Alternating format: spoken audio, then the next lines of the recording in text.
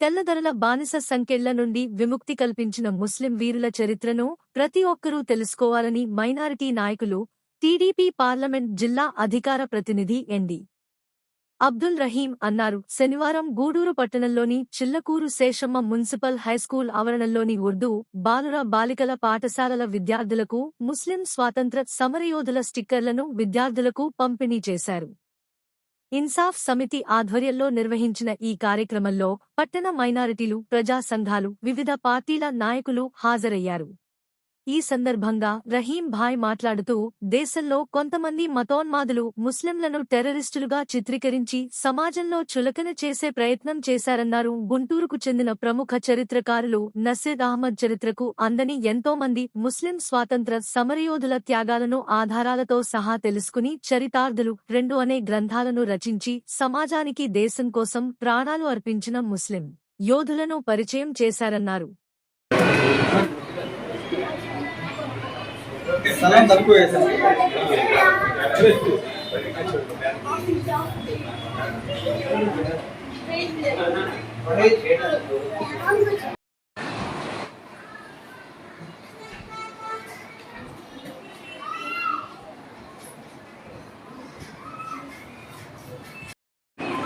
జమాల్ భాయ్ గారు ఆర్గనైజ్ చేసే ఈ programme thanks. Nazir Ahmed sir గారు రీసెర్చరు, ఆయన చాలా మంచి రీసెర్చ్ ఉంది ఈ పాయింట్ మీద. ముస్లిం ఫ్రీడమ్ ఫైటర్స్ ఒక ఎగ్జిబిషన్ కూడా డిఆర్డబ్ల్యూ కాలేజ్లో మనం కండక్ట్ చేయడం జరిగింది. సో ఇది చాలా రీసెర్చ్తో కూడుకున్న పని. ఇది మేము చిన్నప్పటి నుంచి చూస్తున్నాము. ఇవన్నీ ఏదైనా డిఫరెంట్ టైప్స్ ఆఫ్ బుక్స్ ఉన్నాయి. ఒక్కొక్కరికి సంబంధించిన సపరేట్ హిస్టరీ రాయడం జరిగింది.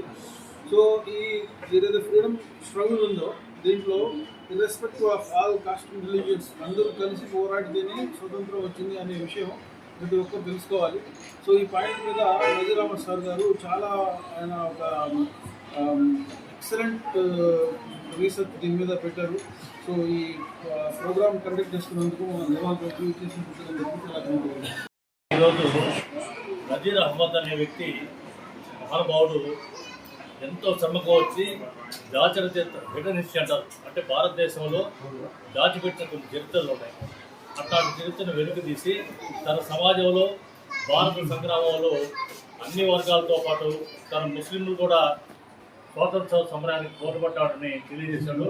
చాలా మాకు తెలియని విషయాలు కూడా ఆ రోజు మహాత్మా జ్యోతిరావు పూలే, సావిత్రిబాయి పూలే వాళ్ళు వల్ల భారతదేశంలో పాఠశాలలు వెలిచాయని తెలిసింది.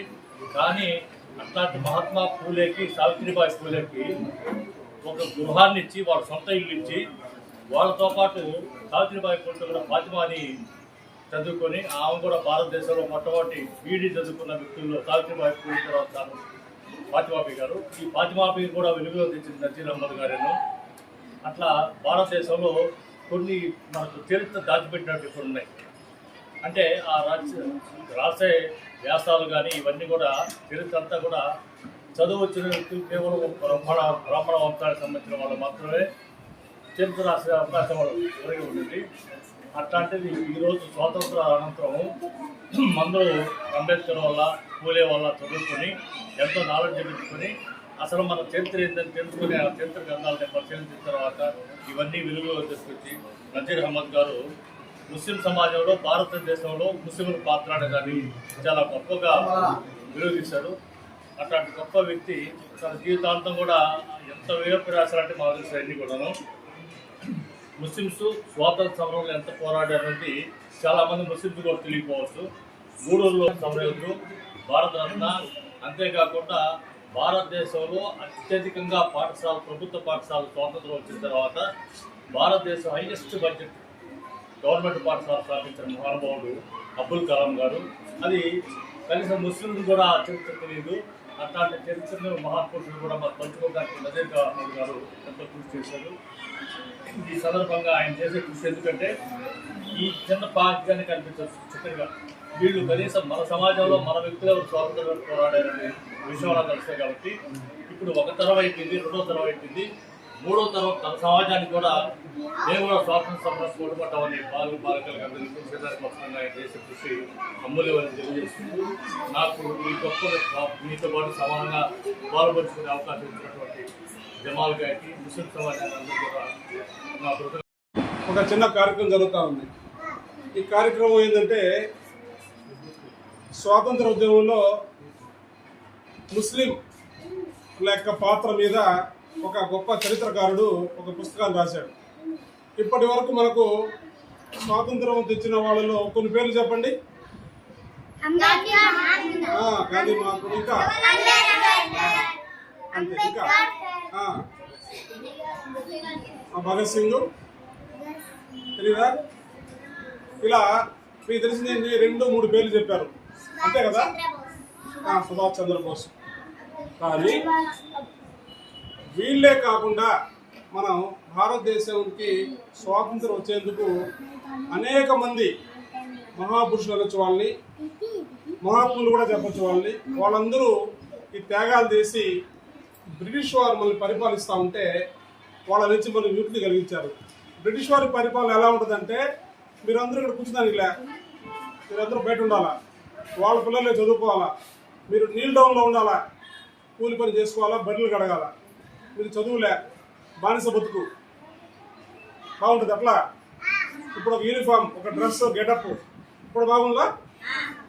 మీ నాన్నకు ఒక ఉద్యోగం, అమ్మకి పని అన్నీ ఉంటాయి. కానీ ఆ రోజుల్లో భారతీయులందరూ వాళ్ళకి బానిసలుగా బతకాలని మనకు ప్రతిదానికి పన్ను. ఇప్పుడు మీరు స్కూల్కి వస్తే పన్ను కట్టాలి, వాళ్ళకి పుస్తకం ఉంటే పన్ను కట్టాలా, మీరు వ్యవసాయం చేస్తే పన్ను కట్టాలా, ఇట్లా అనేక రకాలుగా మనం పన్నులు వేధించి మనం డబ్బులు తీసుకొని ఇబ్బంది పడుతుంటే అనేక మంది అప్పట్లో గొప్ప గొప్ప నాయకులు వచ్చి మనం స్వాతంత్రం కోసం పోరాడి ఈరోజు హ్యాపీగా మీరు అనుకున్నట్టు టీవీ చూస్తున్నారా, సినిమాకి వెళ్తున్నారు. ఇవన్నీ ఏంటంటే వినోదం. అప్పుడు కనీసం వినోదం చూడాలంటే పన్ను వేసేవాళ్ళు, పన్ను ట్యాక్స్ కట్టాలి, అట్లా అన్నమాట. కానీ ఈరోజు మీకు ప్రభుత్వ పాఠశాలలు ఉచితంగా చదువులు చెప్పడం, మీకు యూనిఫామ్స్ ఇవ్వడం, బుక్స్ ఇవ్వడం అనేది జరుగుతున్నాయి. ఇవన్నిటి కారణం ఏంటంటే ఈ మన చరిత్రలో ఉన్నటువంటి దాచినటువంటి, అంటే హిడెన్ హిస్టరీ అంటారు, కొందరు అమరవీరుల యొక్క త్యాగఫలం. ఇవన్నీ మనకు తెలిసిన వరకు ఇప్పుడు ఏం చేస్తామంటే, ఒక ఇంట్లో ఒక పెళ్లి చేయాలని మనం ఏం చేస్తాం, పెళ్లి పెద్దల్లో ఒకరిద్దరు పేర్లు చెప్తాం. కానీ ఆ ఒకరిద్దరితో పెళ్లి కాదు. ఎంతమంది కావాలా ఇంట్లో పెళ్లి చేయాలంటే? 100 మంది కావాలా. బంధువులు కావాలా, పెద్దవాళ్ళు కావాలా, పిల్లలు కావాలా, ఒకరు సామాన్లు తేవాలా, నీళ్లు తేవాలా, పెళ్లి తేవాలా, అన్నీ చేయాలా. అలాగే ఒక స్వాతంత్ర సమాజం కేవలం ఒక ఇద్దరితో కానీ ఒక కులంతో కానీ ముడిపడలా. ఇది అనేక మంది జాతుల వాళ్ళు, అనేక మంది మతాల వాళ్ళు, అనేక కులాల వాళ్ళు కలిసి ప్రాణ త్యాగాలు చేస్తే ఈరోజు మనం స్వాతంత్రం సిద్ధించింది. కానీ కొందరు ఈ మధ్యకాలంలో ముస్లింలు భారతదేశంలో స్వాతంత్రంలో పాల్గొనలేదని చెప్పని, మనం ఎక్కువ చదివితే మనకు తెలివి భ్రమించిందన్నట్టుగా మనల్ని అవహేళన చేస్తూ మనం స్వాతంత్రంలో పాల్గొనలేదని చెప్పని ఒక టెర్రరిస్టులుగా చిత్రీకరించే విధంగా కొందరు మన మీదకి దాడి చేస్తుంటే, ఒక మన ఆంధ్రాకు చెందిన గొప్ప చరిత్రకారుడు నసీర్ అహ్మద్, ఆయన పేరేంది,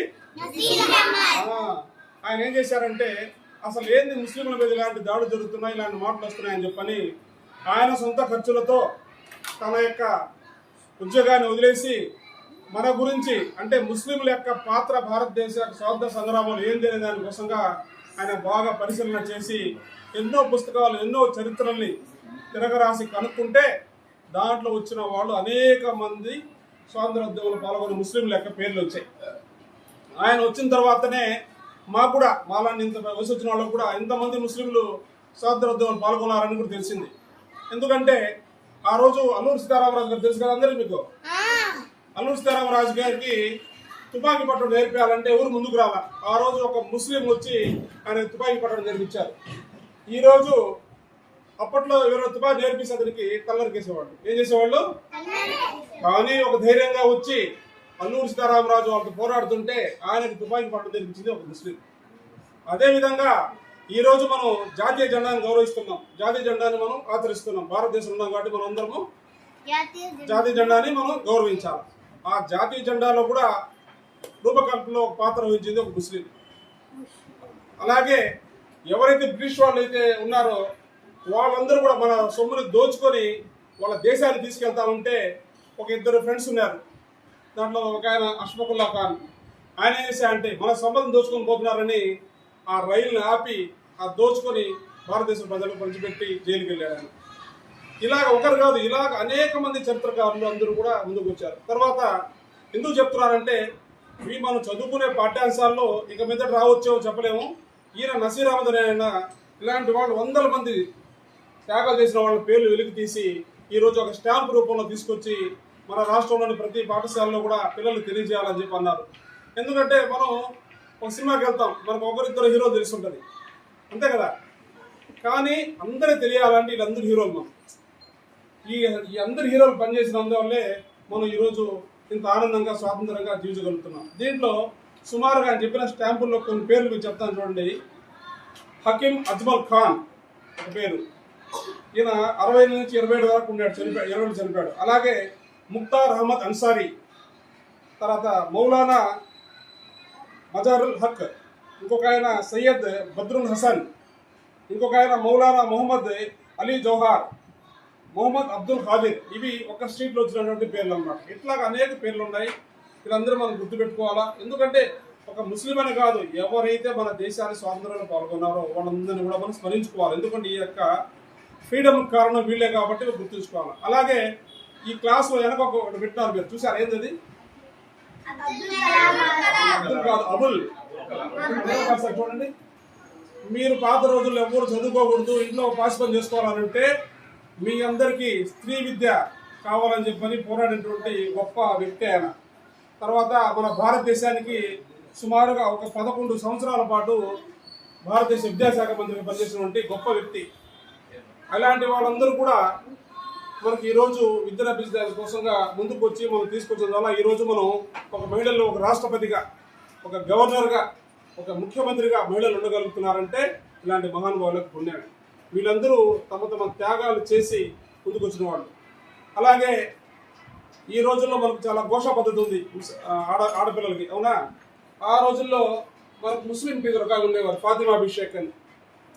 ఆమె కూడా ఆ రోజుల్లో స్త్రీకి విద్య అవసరం అని చెప్పని మొదటి ఉర్దూ వరకు ముస్లిం టీచర్గా కూడా పనిచేసి మీ యొక్క విద్యని అభ్యసించడానికి కారణమయ్యారు. అలా చెప్పుకుంటూ పోతే చాలా ఉన్నాయి. కాబట్టి మీకు అందరికీ చెప్పేది ఏంటంటే మీరు ఇక్కడ చదువుతున్నారు కాబట్టి పాఠ్యాంశాలతో పాటు ఇలాంటి చరిత్రకారులు కూడా పుస్తకాలు కూడా మనకు అందుబాటులో ఉన్నాయి.